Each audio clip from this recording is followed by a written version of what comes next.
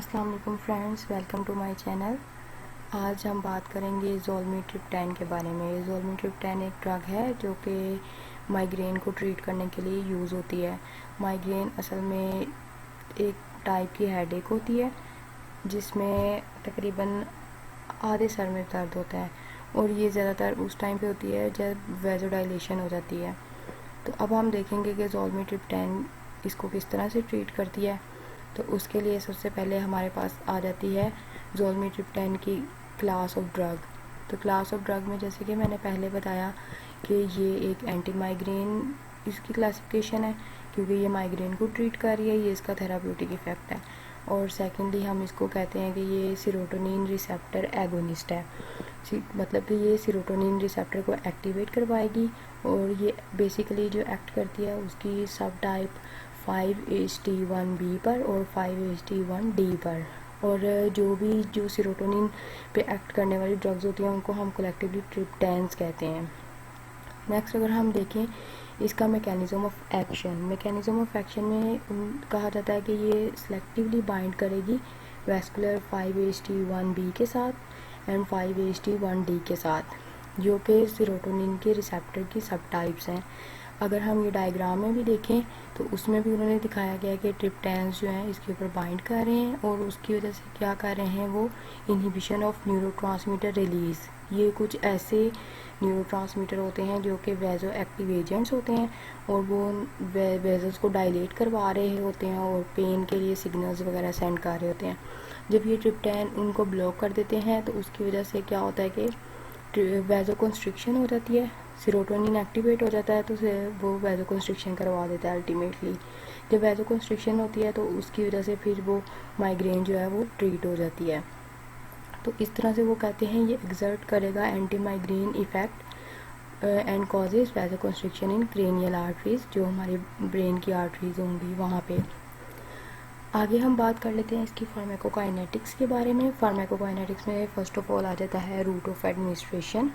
इसको हम एडमिनिस्टर करने के लिए दो रूट यूज़ करते हैं, एक पार ओरल होता है और इसकी इंट्रानेजल स्प्रेज भी होते हैं।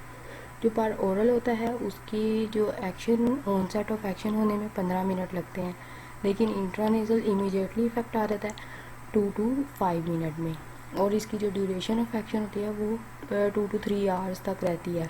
उसके बाद फिर हमें डोज रिपीट करना पड़ती है। अगर हम एब्जॉर्प्शन और डिस्ट्रीब्यूशन की बात कर लें तो प्लाज्मा प्रोटीन बाइंडिंग इसकी 25% है और प्लेसेंटल बैरियर के बारे में अभी इसका अननोन मैकेनिज़्म है। इसी वजह से इसको प्रेगनेंसी कैटेगरी सी में रखा जाता है। इस ड्रग को कैटेगरी सी की ड्रग का मतलब ये होता है कि अभी हमें कोई मतलब हमारे पास एविडेंस नहीं है कि ये फीटस को इफ़ेक्ट करेगा या नहीं, बट इसमें पोटेंशियल है इफ़ेक्ट करने का। सो प्रेगनेंसी में हम इसे तब यूज़ करेंगे जब हमें मतलब और हमारे पास कोई अल्टरनेटिव ना हो, यहाँ पे बहुत ज़्यादा ज़रूरी हो और विद प्रेस्क्रिप्शन यूज़ करेंगे इसको। उसके बाद आ जाता है ब्लड ब्रेन बैरियर। तो ये ब्लड ब्रेन बैरियर को इजीली क्रॉस कर जाती है। वॉल्यूम ऑफ डिस्ट्रीब्यूशन इसका 7 लीटर पर केजी होता है और पीक प्लाज्मा लेवल इसका 3 आवर्स में अटेन हो जाता है।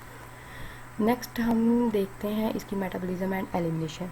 मेटाबॉलिज्म के लिए हमें पता है हमारा मेजर जो ऑर्गन होता है वो लीवर होता है और इसकी जो हाफ लाइफ है वो 2.8 से 3.7 आवर्स है।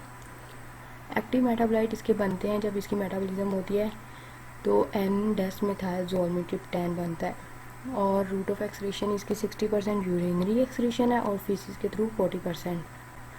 फिर हम देखते हैं इसके फार्माकोलॉजिकल यूजेस।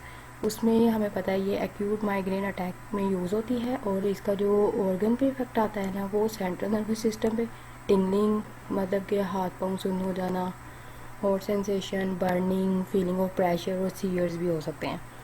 अगर हम देखें कार्डियोवास्कुलर पे तो फ्लशिंग होगी, palpitations, tachycardia, coronary artery वैसोस्पाज़म। GIT पे इसका नोजिया होता है, ज़ीरोस्टोमिया मतलब ड्राइनेस ऑफ माउथ, और स्किन में इसका स्वेटिंग होगी, मसल्स में वीकनेस, नेक और स्टिफनेस हो सकती है, माइल्जिया मतलब कि कोई पेन वगैरह। फिर हम देखते हैं इसकी डायरेक्शन ऑफ यूज़। इसको यूज़ करने के लिए अगर पार ओरल है तो अगर तो हमें मतलब जितनी टैबलेट चाहिए उतने मिलीग्राम की है तो ठीक है, लेकिन अगर हमें उसकी हाफ डोज चाहिए तो हम टैबलेट को ब्रेक कर लेंगे। ओरल डिसइंटीग्रेटिंग टैबलेट्स के लिए कहा जाता है कि इनको ब्रेक ना करें क्रश ना करें और इनको वैसे ही अपने टंग पे रखें और डिज़ोल्व होने दें। और ये भी ज़रूरी नहीं है कि आप इसको लिक्विड के साथ ही एडमिनिस्टर करें। नेक्स्ट, नेज़ल स्प्रे के लिए कहा जाता है कि पहले पेशेंट जो है वो अपना नेज़ल पैसेज जो है ना क्लियर कर ले। उसके बाद उसने अपने हेड को जो है ना वो ऊपर की तरफ रखना है और अपनी इंडेक्स फिंगर से अपनी जो एक नोस्ट्रिल है उसको क्लोज़ कर लेना है जेंटली। और उसके बाद फिर वो जो ब्रीथ आउट करेगा वो माउथ से करेगा। फिर उसने जो नोज़ल है नेज़ल स्प्रे की उसको इंसर्ट कर लेना है अपनी ओपन नोस्ट्रिल में 1 to 2 इंच, और उसके बाद 1.5 इंच। उसके बाद वो अपने माउथ को क्लोज़ करेगा और ब्रीथ जो है वो नोज़ से करेगा ताकि वो जो स्प्रे है वो उसके अंदर नोज़ के अंदर चली जाए, और अपनी डोजेज को प्रेस करेगा प्लंजर के साथ। उसके बाद रिमूव कर लेगा जब नोज़ल को, तो उसने जेंटली ब्रीथ करना है, डीपली नहीं करना। ब्रीथ इन नोज से करना है और ब्रीथ आउट माउथ से करना है। ज़ोलमीट्रिप्टान के एडवर्स ड्रग रिएक्शंस में आ जाता है dizziness, paresthesia, neck and throat jaw pressure, drowsiness. ये सब पर ओरल जब हमने डोजेज फॉर्म यूज़ की होगी उसके साथ एसोसिएटेड है। और नेज़ल स्प्रे अगर यूज़ किया है तो उसके एडवर्स ड्रग रिएक्शंस में अल्टर टेस्ट और पैरेस्थीसिया आ सकता है। पैरेस्थीसिया हम नमनेस को कहते हैं। कार्डियक इवेंट्स में इस्कीमिया हो सकता है, मतलब कि ऑक्सीजन डेफिशिएंसी हो जाएगी due to the reduced blood flow, क्योंकि हमें पता है कि ये वैसोकंस्ट्रिक्शन करवा रहा है। तो जब वैसोकंस्ट्रिक्शन होती है तो ब्लड फ्लो कम हो जाता है और फिर ऑक्सीजन सप्लाई कम होने का खतरा होता है। और कोरोनरी आर्टरी वैसोस्पाज्म हो सकता है, ये वही वैसोकंस्ट्रिक्शन वाला इफेक्ट आ जाएगा। इसमें मायोकार्डियल इन्फार्क्शन हो सकता है। Non cardiac vasospasm related reactions भी हो सकते हैं, जिसके एग्जांपल में हेमरेज आ जाता है, स्ट्रोक आ जाता है, लेकिन ये रेयरली होते हैं और उन पेशेंट्स में होते हैं जिनको हाइपरटेंशन, डायबिटीज़ होती है या फिर उनकी फैमिली हिस्ट्री होती है कोरोनरी आर्टरी डिजीज़ की। और जो ओबीस होते हैं, स्मोकर्स होते हैं और old age patients older than 40 years. और इसके जो इंट्रैक्शंस की बात करें तो इसके जिन ड्रग्स के साथ इंट्रैक्शंस हैं उसमें एर्गोटामिन कंटेनिंग ड्रग्स आ जाती हैं, क्योंकि एर्गोटामिन भी वैसोकंस्ट्रिक्शन करवाता है और ये भी, तो वैसोस्पास्टिक रिएक्शंस हो सकते हैं। मोनो अमाइनो ऑक्सीडेज इनहिबिटर्स की वजह से इसकी कंसंट्रेशन इंक्रीज़ हो जाती है, क्योंकि वो इसकी जो है ना मतलब इसको ब्रेक डाउन नहीं होने देंगे और इसको एलिमिनेट नहीं होने देंगे। और जो combined use of serotonin reuptake inhibitors होते हैं, सिलेक्टिव सेरोटोनिन रीअपटेक इनहिबिटर्स जिनको हम कहते हैं, और सिलेक्टिव नोरएपिनेफ्रिन रीअपटेक इनहिबिटर्स। अब ये दोनों जो हैं वो सेरोटोनिन के एंटागोनिस्ट हैं और ज़ोलमीट्रिप्टान जो है वो सेरोटोनिन की एगोनिस्ट है। तो एगोनिस्ट और एंटागोनिस्ट को हम साथ में नहीं दे सकते। इन ड्रग्स की जो एग्जांपल है फ्लोक्सिटीन, फ्लूवोक्सामिन, पैरोक्सिटीन और सर्ट्रालीन है। अगर ये साथ में देंगे तो इसके इंट्रैक्शंस होंगे जिसकी वजह से वीकनेस, हाइपर रिफ्लेक्सिया और इनकोऑर्डिनेशन होगी। नेक्स्ट, हम इसको CYP3A4 इनहिबिटर्स के साथ भी नहीं देते। अगर हम उनके साथ देते हैं तो इसकी जो प्लाज्मा कंसनट्रेशन और इसका इफेक्ट है वो इंक्रीज़ हो जाता है और टॉक्सिसिटी हो जाती है, क्योंकि वो इस एंजाइम को इनहिबिट कर रहे हैं। उसके बाद जो CYP3A4 इनहिबिटर्स है ना, उसकी एग्जांपल में एरिथ्रोमाइसिन, इट्राकोनाजोल और कीटोकोनाजोल और रिटोनावेर आ जाता है।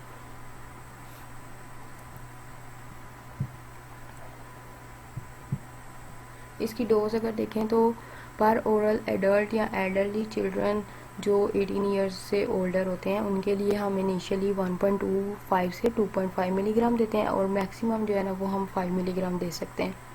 अगर हेडेक दोबारा स्टार्ट होती है तो हम 2 आवर्स के बाद इसकी डोज रिपीट करते हैं, क्योंकि इसकी जो मिनिमम हाफ लाइफ थी वो हमने देखी थी 2 आवर्स थी, 2 आवर्स के करीब थी। और जो इसकी मैक्सिमम डोज होती है वो 10 मिलीग्राम पर 24 आवर्स होती है। ओरली डिसइंटीग्रेटिंग जो टैबलेट्स होती हैं उनकी जो एडल्ट और एल्डरली डोज है वो इनिशियली 2.5 मिलीग्राम है और मैक्सिमम 5 मिलीग्राम है जब माइग्रेन हेडेक जो है वो स्टार्ट हो जाए। अगर हेडेक दोबारा रिटर्न होती है तो हम इसको भी 2 आवर्स के बाद रिपीट करते हैं और मैक्सिमम डोज इसकी भी 10 मिलीग्राम पर 24 आवर्स है। इंटरनेजल को अगर हम देखें, एडल्ट, एल्डरली और चिल्ड्रन जो कि 12 ईयर से ओल्डर है उनमें इंटरनेजल की इनिशियल जो है वो 2.5 मिलीग्राम है और मैक्सिमम 5 मिलीग्राम है। और जो हेडेक रिटर्न होने पे हम 2 आवर्स के बाद रिपीट करेंगे, सेम वही प्रोसेस। प्रोडक्ट स्पेसिफिकेशन में हम बताएंगे कि इसका जो ट्रेड नेम या ब्रांड नेम जिसको हम कहते हैं वो ट्रिप्टैन होता है और इसकी जो मैन्युफैक्चरिंग कंपनी है वो वेलर फार्मास्यूटिकल्स है और ये टैबलेट फॉर्म में होती है और इसकी स्ट्रेंथ 2.5 मिलीग्राम होती है और पाकिस्तान में इसकी प्राइस 60 रुपीज़ है। और दूसरी इसकी अगर हम ब्रांड देखें तो वो जोमी के है, जो कि ICI पाकिस्तान लिमिटेड बनाती है। ये भी टैबलेट होती है और 2.5 मिलीग्राम की होती है, जिसकी डोजेज फॉर्म टैबलेट है, और उसकी प्राइस जो है वो 791 और अप्रॉक्सीमेटली 792 रुपीज़ होती है पर pack. Thank you so much. I hope you understand and this information will be beneficial for you.